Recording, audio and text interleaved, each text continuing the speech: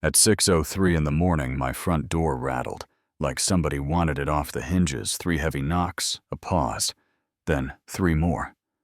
And by sundown that same day, half the block was outside. With phones up the HOA. President was waiving fines like parking tickets, and the 2 guys she brought to enforce the rules admitted on camera they weren't licensed to enforce anything. That was the moment something in me clicked. I stopped being scared and started keeping receipts. My name's Evan Brooks. We moved to Pine Hollow Meadows outside Franklin, Tennessee, because it looked like the kind of place where kids still ride bikes to the cul-de-sac, and folks wave when they back their trucks out, and I work remote, doing IT on defense contracts.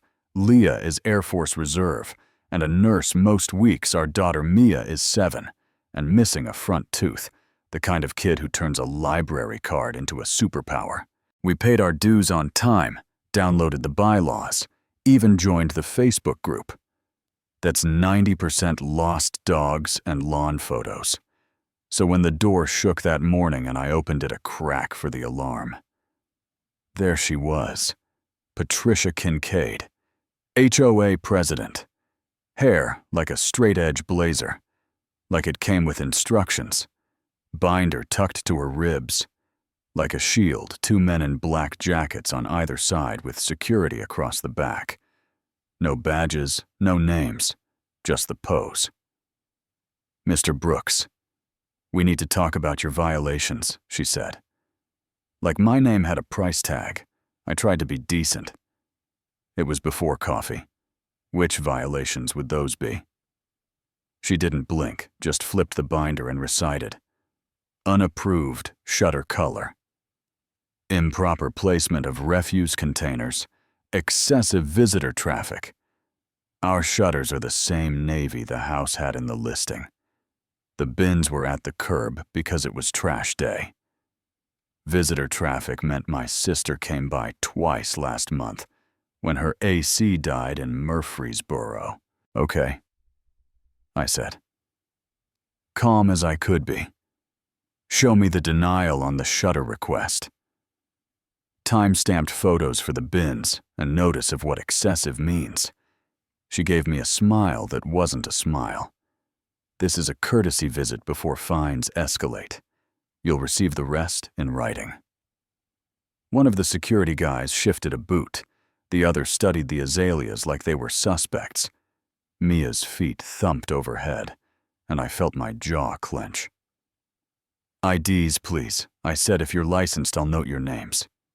Silence. If there's no paperwork and no credentials, I added. You're standing on my porch at dawn to threaten my family, and I need you to leave. Patty lifted her chin. Pay first, appeal later.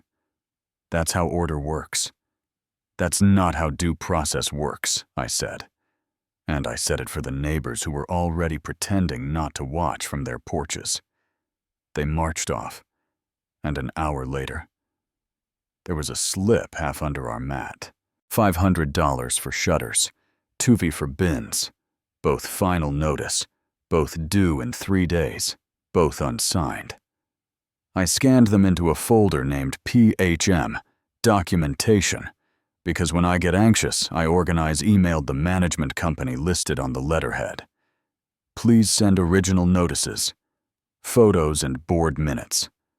Approving fines, called when they didn't answer about please coordinate with the president and said, I tried.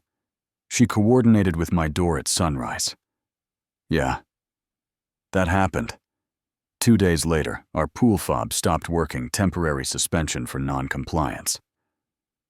Leah buckled Mia back into the car in a dry swimsuit, while I stared at the gate like it had opinions. I posted on the Facebook group, polite, got nothing but a vague meme about standard slipping, you know what I mean, and then another paper slid under our door around dinner time. Excessive visitor traffic, which meant my sister brought her golden retriever. When the AC tech ran late, I asked for the bylaw section.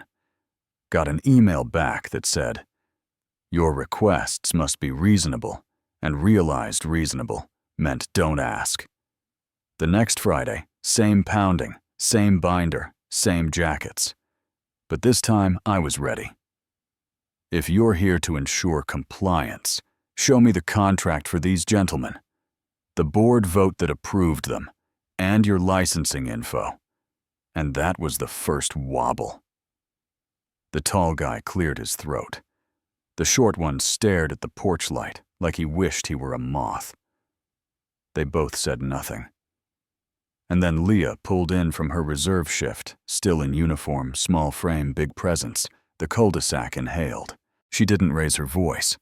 Didn't need to. If you're licensed security, produce IDs. If you're not, you're trespassing. The short ones. Adam's apple bounced. Ma'am, we were asked to stand here, that's all. By whom and under what authority? Leah asked. Patty snapped. The board, they're contracted, Leah said. By vote. Where are the minutes? And the short one cracked. We're not licensed, a friend said. It was neighborhood work. We were told to wear the jackets and keep straight faces, and I swear you could feel the block tilt. Neighbors gasped. Phones tilted higher. The tall one muttered, we should go, and they left fast. No goodbye. That was the twist that flipped the room the story. And if I'm honest, it flipped something in me too. People I barely knew started DMing Teresa with the beagle. Sent screenshots of vague fines she paid to avoid trouble. Lillian dropped a photo of a notice for unapproved porch plants with dates that didn't match. An exhausted dad. Said he got dinged for parking his pickup on the street one night. After a double shift, everyone had a little bruise from the same thumb. And once one person said that, hurt the rest of us checked our arms. I made coffee at 8 p.m. because ritual steadies. The hands opened a Google Doc and built a timeline. The 603 knock the unsigned fines. The pool suspension, the Facebook shade, the fake security. Every email where transparency suddenly became unreasonable, pulled the bylaws and read them like code. Member inspection rights proper notice board. Votes for vendor contracts recall. Provisions, everything that keeps power from sliding. Then the certified letter hit the mailbox, intent to place lien. No board signature, a law firm's name printed in the corner like it had been dragged there. I called, we don't have an active matter for Pine Hollow Meadows regarding your property, the receptionist said, in the voice of someone who has said it before, and that was gasoline on the file I was building. We called our neighbor Harold Vietnam. Vet Cardinals cap. Runs his sweet tea like a ritual. He listened. Nodded. Slow, son. I've been here longer than that. Oak tree has roots. This ain't how business is done. You want me at the meeting? I'll be there. Teresa put up a petition for a special meeting per the bylaws. Signatures stacked quick. The quiet folks who keep neighborhoods alive showed up. The peacher with the vintage Chevy. The widow who keeps her azaleas like a museum. The twins' parents who have permanent dark circles and big hearts. And the teenager with a phone who edits faster than I can tie my shoes. He cut the doorstep video into a clean clip. Leah asking for credentials. The jackets admitting no license. Patty threatening further action without a single piece of paper. The night of the meeting, the community center smelled like coffee and floor wax. Folding chairs scraped. A lawyer sat at the board table with a real legal pad. Patty had the gavel and that binder like a wall. Paula in a navy blouse looked like she'd been awake 3 nights in a row, Greg. Like he wished the floor would swallow him. Patty hit the gavel.